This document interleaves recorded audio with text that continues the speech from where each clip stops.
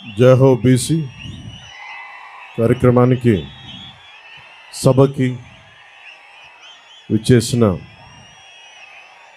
BC సోదరులందరికీ, వేదిక పైన ఉన్న జనసేన నాయకులకి, తెలుగుదేశం నాయకులకి, తెలుగుదేశం పార్టీ జాతీయ అధ్యక్షులు శ్రీ నారా చంద్రబాబు నాయుడు గారికి, యువగళం నేత శ్రీ లోకేష్ గారికి, తెలుగుదేశం పార్టీ అధ్యక్షులు అచ్చెన్నాయుడు గారికి, వేదిక పైన ఉన్న మహిళా నాయకురాళ్ళందరికీ, తెలుగుదేశం మహిళా నాయకురాళ్ళకి, జనసేన మహిళా నాయకులు ప్రతి ఒక్కరికి పేరు పేరున హృదయపూర్వక నమస్కారం. వైఎస్ జగన్ అధికారంలోకి రాగానే, అధికారంలోకి వచ్చిన మొదటి 3 నెలల్లో పొట్ట కొట్టింది బీసీలు పొట్టే కొట్టాడు. 30 లక్షల పైచిలకు భవన నిర్మాణ కార్మికులు పొట్ట కొట్టాడు ఈ 10 మనుషులు. వచ్చి రాగానే ఏలూరులో 2019 ఎన్నిక ఆ రోజున వైసీపీ అండగా ఉంటామని చెప్పి బీసీలు డిక్లరేషన్ ఇచ్చి దాంట్లో ఏ ఒక్కటి కూడా నిలబెట్టుకోకుండా అందరూ నమ్మి ట్రెడిషనల్ టీడీపీ పార్టీని నమ్మి చాలామంది వైసీపీకి వెళ్ళడం వల్ల వచ్చి రాగానే ఎవరైతే వెన్నంటే ఉన్నారో వారినే దెబ్బ కొట్టాడు. ఊహించుకొని 30 మంది పైచిలకు భవన నిర్మాణ కార్మికులు ఆత్మహత్యలు చేసుకున్నారు. అందరికీ చెందాల్సిన ఇసుక, ఒడ్డెరు కులాలు వీళ్ళందరికీ చెందాల్సినవి కాంట్రాక్టులు కానీ, ఇసుక రీచులు కానీ, క్వారీలు కానీ ఇవన్నీ ఒక కంపెనీ కట్టబెట్టేశారు. మన వైఎస్ జగన్ చేసిన దాంట్లో ముఖ్యంగా వైసీపీ ప్రతిపక్ష నేతగా ఉన్నప్పుడు బీసీల గర్జన పేరు మీద ఏలూరులో ప్రత్యేకమైన సభ నిర్వహించి చాలా హామీలు ఇచ్చారు. బీసీలకి ఏటా జగన్ చెప్పింది, బీసీలకి ఏటా 15,000 కోట్ల రూపాయల చొప్పున కేటాయిస్తామని చెప్పారు. 5 ఏళ్లలో 75,000 కోట్ల రూపాయలు బీసీల సంక్షేమానికి కేటాయిస్తామని చెప్పాడు. వాస్తవానికి 0. బీసీ కేటగిరీల్లో అన్ని కులాలకి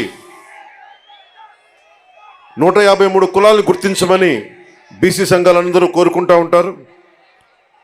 దాన్నే కుదించి 139 కార్పొరేషన్లు పెడతామని చెప్పి దానిని 53 కార్పొరేషన్లు కుదించి 56 కార్పొరేషన్లు కుదించి వాటికి కుర్చీలు కూడా లేని పరిస్థితి. బడ్జెట్ 0. వైఎస్ఆర్ చేయూత పథకం కింద 45 ఏళ్ళు నిండిన ప్రతి మహిళకి 75,000 అందిస్తామని చెప్పారు. బీసీ మహిళలకి పథకం అందుతున్న లబ్ధిదారుల్లో చాలా వరకు కోత పడతా ఉంది. శాశ్వత ప్రాతిపాదికన బీసీ కమిషన్ ఏర్పాటు చేస్తామని చెప్పారు. ప్రత్యేక బీసీ కమిషన్ ఊసేలేదు. బడ్జెట్లో 3వ వంతు బీసీలు కేటాయిస్తామని చెప్పారు. అది పూర్తిగా విస్మరించారు. ఇందాక బీసీ డిక్లరేషన్ చూస్తున్నప్పుడు బీసీ ప్రత్యేక రక్షణ చట్టం చూడగానే నాకు ఒకటే గుర్తొచ్చింది.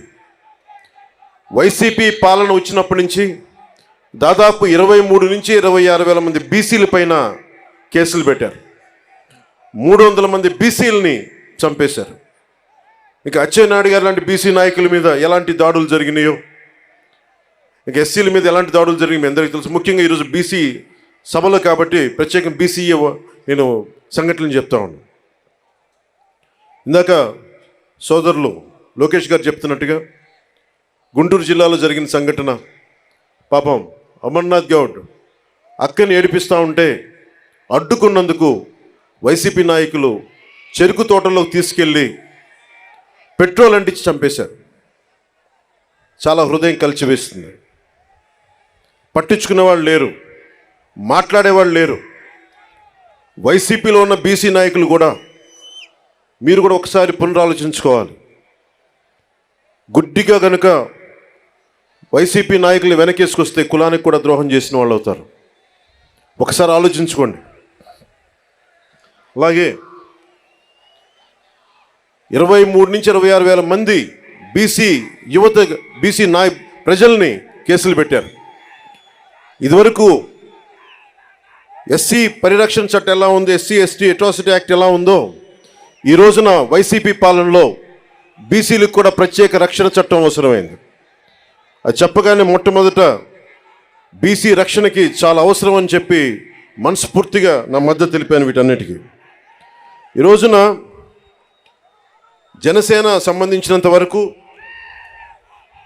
బీసీలకి సంబంధించి నేను రామ్ మనోహర్ లోహియా గారి సిద్ధాంతాలకి ఆకర్షితునైన వాడిని.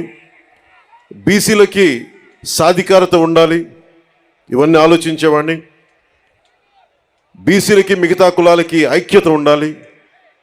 కేవలం సంఖ్యాబలం ఉన్న బీసీ కులాలే కాదు, అల్పసంఖ్యాక బలం ఉన్న బీసీ కులాలకు కూడా ఎక్కువ అభివృద్ధి రావాలి.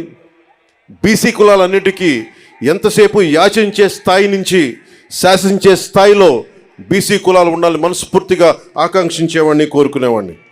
బీసీ కులాలు భారతదేశపు సంస్కృతికి సాంప్రదాయాలకి వెన్నెముక. బీసీ కులాలు లేని సమాజం, బీసీ కులాలు లేని భారతదేశం మనం ఊహించుకోలేం. భారతదేశం సంస్కృతి సాంప్రదాయాలని కాపాడుతుంది మెజారిటీ బీసీ కులాలే కాపాడుతూ ఉన్నాయి.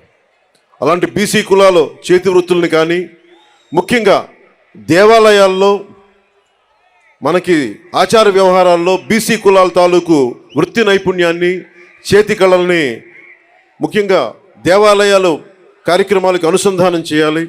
తద్వారా వాళ్ళకి చాలా బలమైన ఆర్థిక పరిపుష్టి కలిగించే అవకాశం ఉందని నాకు చాలామంది బీసీ మేధావులు చెప్పారు. దానిని ఒకసారి నారా చంద్రబాబు నాయుడు గారి దృష్టి కూడా తీసుకెళ్ళి దాన్ని ఇంప్లిమెంట్ చేసేలాగా ఖచ్చితంగా దాన్ని ముందుకు తీసుకెళ్తాం. ముఖ్యంగా వడ్డెర కులస్తులు బ్లాస్టింగ్లు జరుగుతూ ఉంటాయి. కొడుతున్నప్పుడు డ్యాముల నిర్మాణం కానీ, రైల్వే లైన్ల నిర్మాణం కానీ ఇవన్నీ వడ్డెర కులస్తుల ద్వారా జరిగాయి బ్రిటిష్ హయాంలో. అలాంటి వడ్డెర కులస్తులు ఈ రోజున పాపం బ్లాస్టింగ్లో దెబ్బలు తింటా ఏ క్వారీలు కొడతారో ఆ క్వారీలకు వాళ్ళకి హక్కు లేకుండా పోయింది. జనసేన తెలుగుదేశం ప్రభుత్వం ఉమ్మడి ప్రభుత్వంలో వడ్డెర్లకి బలమైన ఆర్థిక పరిపుష్టి వచ్చేలా వాళ్ళకి ఖచ్చితంగా వారికి దాంట్లో సింహభాగం ఉండేలా చూడాలని మనస్ఫూర్తిగా కోరుకుంటా ఉన్నాం. అలాగే వడ్డెర్లు కాంట్రాక్ట్ వ్యవస్థల్లో నలిగిపోతూ ఉన్నారు. వడ్డెర్లు మనకి ముఖ్యంగా ఈ క్వారీ మైనింగ్లో చనిపోతే కాంట్రాక్టులు మట్టి ఖర్చులు తప్ప ఇంక దేనికి అండగా నిలబడే పరిస్థితులు లేదు. నేనే స్వయాన కర్నూలులో ఈ పరిస్థితిని చూశాను. అలాగే యువతరం బీసీ యువతలో కుల వృత్తుల మీద ఆధారపడలేని పరిస్థితి ఉంది. ప్రత్యామ్నాయ అవకాశాలు కావాలి. వీటి అన్నిటి మీద చాలా సమూలంగా ఆలోచించాల్సిన అవసరం ఉంది. దాన్ని కూడా మేము పరిగణలోకి తీసుకొని ఈ రోజున బీసీ డిక్లరేషన్లు ఇచ్చినవి కాకుండా మీకు ముఖ్యంగా బీసీ యువతకి, మహిళలకి, పెద్దలందరికీ కూడా మీకు ఆర్థిక పరిపుష్టి వచ్చేలాగా, మీరు సంపదకి యాచించకుండా సంపదని సృష్టించేలాగా అలాంటి పథకాలు ఉండాలి. ఆ పథకాల కోసం మేము అహిర్నిశలు తెలుగుదేశం నాయకులతో కలిసి కృషి చేస్తాను మనస్ఫూర్తిగా మీకు తెలుపుకుంటా ఉన్నాం. అలాగే ఇంకొకటి పెద్ద సమాజమైన వాడబలిజ, అగ్నికుల క్షత్రియులు, జాలరి, పల్లెకారులు, పల్లెకాపు, గంగపుత్రులు, ముతురాసులు, ఇవన్నీ ఇత్యాది పల్లెకారుల కులాలన్నీ కూడా ప్రత్యేకమైన దృష్టి సారించాలి. దాదాపు 794 కిలోమీటర్ల తీర ప్రాంతం ఉండి ఈ రోజుకి జట్టీలు లేకుండా ఇబ్బంది పడుతూ ఉన్నారు. ఇప్పుడు గంగవరం పోర్ట్ లాంటిది నిర్మాణానికి పల్లెకారులు, జాలర్లు, మత్స్యకారులు ప్రాణాలు పోయినాయి. తిరిగి వాళ్ళకి ప్రత్యామ్నాయ అవకాశాలు కల్పించడంలో నిజంగా వెనుకబడి ఉన్నాం. తెలుగుదేశం జనసేన ప్రభుత్వం రాగానే అలాంటి మత్స్యకారులందరికీ అండగా ఉంటాం. అలాగే ప్రతి 30 కిలోమీటర్లకు కూడా జట్టీలు ఉండాలనేదే నా ఉద్దేశం. దాన్ని కూడా చంద్రబాబు నాయుడు గారి దృష్టికి తీసుకెళ్ళి ప్రభుత్వం ఏర్పాటు చేయగానే ఎంత తొందరగా ప్రారంభించాలో, ఎంత త్వరగా జట్టీలు ప్రారంభించాలో కూడా దాని వైపు దృష్టి సారిస్తాం. ముఖ్యంగా మత్స్యకారుల పిల్లల్లో బాల కార్మికులు ఎక్కువైపోయారు, స్కూళ్ళు సరిగ్గా లేక. అలాంటి చోట్ల ఆశ్రమ పాఠశాలలు ప్రారంభించాలని నేను మనస్ఫూర్తిగా ఆకాంక్షిస్తున్నాను. అలాగే మేము చేసింది, మా నాయకర్ గారు కానీ మేమందరం చేసింది, జగన్ వచ్చి రాగానే బీసీల దగ్గర డబ్బు ఉండకూడదు, బీసీల దగ్గర డబ్బు ఉండకూడదు, పల్లెకారుల దగ్గర డబ్బు ఉండకూడదు, మత్స్యకారుల దగ్గర డబ్బు ఉండకూడదు అని చెప్పి జీవో 217 పట్టుకొస్తే ఆ రోజున మేము నర్సాపూర్లో నేనే స్వయంగా ఆ జీవో 217 2 ముక్కలుగా చించేశాం. ఏదైనా సరే ఒకటే మాట చెప్పి నేను ముగిస్తా ఉన్నాను. మీ అభివృద్ధికి 153 కులాల సముదాయమైన బీసీ కులాలకి జనసేన అండగా ఉంటుంది. మీకు ఆర్థిక పరిపుష్టిని చేకూర్చేలా మీకు అండగా ఉంటాం.